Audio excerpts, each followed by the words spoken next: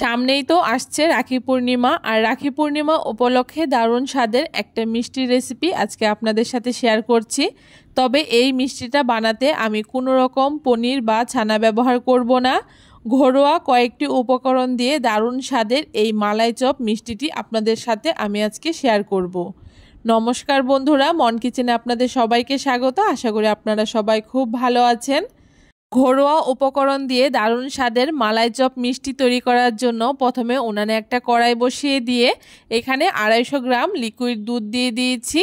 এখন দুধটাকে খুব ভালো করে একটুখানি জাল করে নেব। দুধটাকে হাই ফ্লেমে প্রথমে খুব ভালো করে একটুখানি বলক তুলে নিতে হবে। এখানে দুধটা খুব ভালো করে বলক চলে এসছে, আর আমি দুটো এলাচও ফাটিয়ে দিয়ে দিয়েছি। এখন দুধের মধ্যে আমি স্বাদ মতো 2 চামচ চিনি দিয়ে দিচ্ছি। মিষ্টিটা অবশ্যই আপনারা আপনাদের পছন্দ মতো ব্যবহার করবেন। চিনি দেওয়ার পরে দুধটা কিন্তু বেশ অনেকটাই পাতলা হয়ে যাবে, তাই আরও কিছুক্ষণ দুধটাকে একটুখানি জাল করে নিতে হবে। আর এই দুধটাকে একটুখানি ঘন করে জাল করে নিতে হবে। দুধটা খুব ভালো করে আমি বেশ কিছুক্ষণ জাল করে নিয়েছি। এখন এখান থেকে 2 থেকে 3 চামচ মতো দুধ আমি একটা বাটির মধ্যে তুলে নিচ্ছি। এখন এই বাটির মধ্যে আমি একটা চামচ মেপে হাফ চামচ কর্নফ্লাওয়ার দিয়ে দিচ্ছি। আপনারা চাইলে ময়দাও দিতে পারেন। তার সাথে 1 প্যাকেট গুঁড়ো দুধ দিয়ে দিচ্ছি। এই গুঁড়ো দুধটা দেওয়ার কারণে এই মিষ্টিটা খেতে খুব ভালো লাগে, আর দুধটাও বেশ অনেকটাই ঘন হয়ে যায়। এখন খুব ভালো করে গুঁড়ো দুধ আর কর্নফ্লাওয়ারটাকে দুধের সাথে একটুখানি মিশিয়ে নিচ্ছি, আর তারপরে কড়াইয়ের মধ্যে দিয়ে খুব ভালো করে একটুখানি নেড়েচেড়ে নিচ্ছি। আর উনানের আঁচটাকে একটুখানি বাড়িয়ে দিয়ে আবারও 1 থেকে 2 মিনিট মতো একটুখানি দুধটাকে জাল করে নেব। 1 মিনিট মতো দুধটাকে জাল করে নিলেই দেখতে পারবেন দুধটা খুব সুন্দর বেশ অনেকটাই ঘন হয়ে গেছে। এখন দুধটাকে আমি নামিয়ে নেব, তবে দুধটা খুব বেশি ঘন করা যাবে না। এখন এখানে আমি মালাই চপের ভেতরে দেওয়ার জন্য পুর তৈরি করব। তার জন্য এখানে একটা বাটি মেপে 1 বাটি নারকেল কুড়া দিয়ে দিয়েছি। এখানে আমি ফ্রেশ নারকেল কুড়া ব্যবহার করেছি, আপনারা চাইলে শুকনো নারকেলের কুড়াও ব্যবহার করতে পারেন। তারপরে স্বাদ মতো 2 চামচ চিনি দিয়ে দিয়েছি, আর লিকুইড দুধ দিয়েছি এখানে 3 থেকে 4 চামচ মতো, আর 1 প্যাকেট গুঁড়ো দুধ দিয়ে দিয়েছি। এখন সমস্ত কিছু একসাথে খুব ভালো করে একটুখানি মিশিয়ে নেব। আমি এইখানে মালাই চপের ভেতরে পুরের জন্য নারকেল ব্যবহার করছি। আপনারা চাইলে ছানা কিংবা পনির দিয়েও এই পুরটাকে তৈরি করে নিতে পারেন।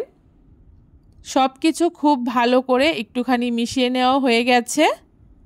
এভাবে করে একটুখানি মিশিয়ে নিলে ভালো হয়। এখন উনানে আরেকটা প্যান বসিয়ে দিয়ে এখন সমস্ত কিছু দিয়ে মিশিয়ে রাখা নারকেল কুড়োটাকে দিয়ে দিচ্ছি। নারকেল কুড়োটাকে কড়াইতে দেওয়ার পরে উনানের আঁচটাকে মিডিয়ামে রেখে এখন খুব ভালো করে নারকেলটাকে একটুখানি রান্না করে নেব।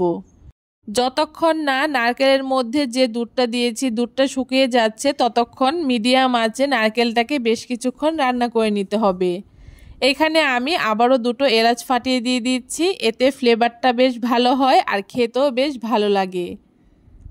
এইভাবে করে মাঝে মাঝে অবশ্যই নেড়েচেড়ে দিতে হবে।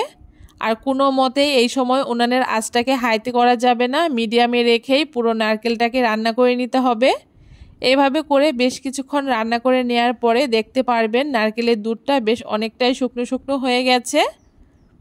তবে খুব বেশি শক্ত করে এই নারকেলটাকে নামানো যাবে না, একটুখানি নরম থাকতেই এই নারকেলটাকে নামিয়ে নিতে হবে, কারণ এটা নামানোর পরে ঠান্ডা হলে আরও কিছুটা শুকনো হয়ে যাবে। দেখতেই পারছেন নারকেলের এই পুরটা আমার খুব সুন্দর একদম রেডি হয়ে গেছে। এরকম নরম থাকতেই আমি এটাকে এখন নামিয়ে নেব। নারকেলের পুরটাকে একটা বাটির মধ্যে তুলে নামিয়ে নিয়েছি। আর এইদিকে আমি মালাই চপগুলোকে তৈরি করার জন্য এখানে পাউরুটি নিয়ে নিয়েছি। আর পাউরুটিগুলোর চারিধারের যে ব্রাউন কালার অংশগুলো সেগুলোকে একটা ছুরি দিয়ে কেটে দিচ্ছি। অবশ্যই এই চারিধারগুলোকে একটুখানি কেটে ব্যবহার করবেন, তাহলে মালাই চপগুলো দেখতে বেশ সুন্দর হয়। যতটা সম্ভব চারপাশ থেকে একটুখানি কেটে নিয়েছি। আর এইদিকে একটা বাটির মধ্যে আগে থেকে জাল করে রাখা দুধ নিয়ে নিয়েছি। এখন মালাই চপগুলোকে তৈরি করার জন্য প্রথমে একটা পাউরুটিকে এভাবে করে আগে থেকে জাল করে ঠান্ডা করে রাখা দুধের মধ্যে খুব ভালো করে একটুখানি ভিজিয়ে নিচ্ছি। আর এখানে একটা পরিষ্কার প্লাস্টিক নিয়ে নিয়েছি। প্লাস্টিকের উপরে পাউরুটিটাকে দিয়ে তার উপরে যে নারকেলের পুরটা তৈরি করেছিলাম নারকেলের পুরটা পাউরুটির উপরে দিয়ে প্লাস্টিকটাকে খুব ভালো করে এইভাবে করে চারদিক থেকে একটুখানি গোল করে ভাঁজ করে নিচ্ছি। আর তারপরে হাত দিয়ে আলতো হাতে এইভাবে করে একটুখানি চেপে দিচ্ছি। এইভাবে করে আস্তে আস্তে হাত দিয়ে চাপতে থাকবো আর প্লাস্টিকটাকে ঘোরাতে থাকবো। আর তাহলেই দেখবেন খুব সুন্দর আমাদের একটা মালাই চপ রেডি হয়ে গেছে। এই মালাই চপটা এতটা সুন্দর হয় দেখতে আর খেয়ে এবং দেখে কেউ বুঝতেই পারবে না এটা পাউরুটি দিয়ে তৈরি। একই রকমভাবে আরও একটা মালাই চপ আমি আপনাদেরকে তৈরি করে দেখাচ্ছি। প্রথমে পাউরুটিটাকে দুধের মধ্যে খুব ভালো করে একটুখানি ভিজিয়ে নিচ্ছি। আর তারপরে মাঝখানে নারকেলের পুরটাকে দিয়ে প্লাস্টিকটাকে চারদিক থেকে ভাঁজ করে একটুখানি ঘুরিয়ে নিতে হবে। তবে এখানে আমি আপনাদেরকে বলে রাখি, আপনারা অবশ্যই চেষ্টা করবেন পাউরুটিটা যাতে একদম টাটকা হয়, তাহলে এই মালাই চপটা খেতে আরও বেশি ভালো লাগে আর মিষ্টিটাও খুব সুন্দর হয়। দেখুন একই রকমভাবে আরও একটা মালাই চপ এখানে আমার তৈরি করে নেওয়া হয়ে গেছে। আর সবগুলো মালাই চপ আমি একই রকমভাবে তৈরি করে নিচ্ছি। দেখুন সবগুলো মালাই চপ মিষ্টি এখানে আমার তৈরি করে নেওয়া হয়ে গেছে। আর দেখতে কতটা সুন্দর লাগছে দেখে নিশ্চয়ই বুঝতে পারছেন। এখন মালাই চপগুলোকে মালাইয়ের মধ্যে ডুবিয়ে নেব। তার জন্য আগে থেকে যে দুধের মালাইটা আমি তৈরি করে রেখেছিলাম সেইখানে এক একটা করে মালাই চপ দিয়ে তার উপরে এভাবে করে মালাইটাকে খুব ভালো করে দিয়ে দিচ্ছি। আর এই মালাই চপগুলোকে মালাইয়ের মধ্যে দিয়ে বেশিক্ষণ রাখা যাবে না, দেওয়ার সাথে সাথেই এভাবে করে তুলে নিতে হবে। একই রকমভাবে সবগুলো মালাই চপ আমি মালাইয়ের মধ্যে খুব ভালো করে গড়িয়ে নিয়েছি। আর দেখতে ভালো লাগার জন্য উপর থেকে আমি কালো কিশমিশ দিয়ে দিচ্ছি এক একটা করে। আপনারা চাইলে আপনাদের পছন্দ মতো যে কোনো ড্রাই ফ্রুটস এর উপর দিয়ে ব্যবহার করতে পারেন।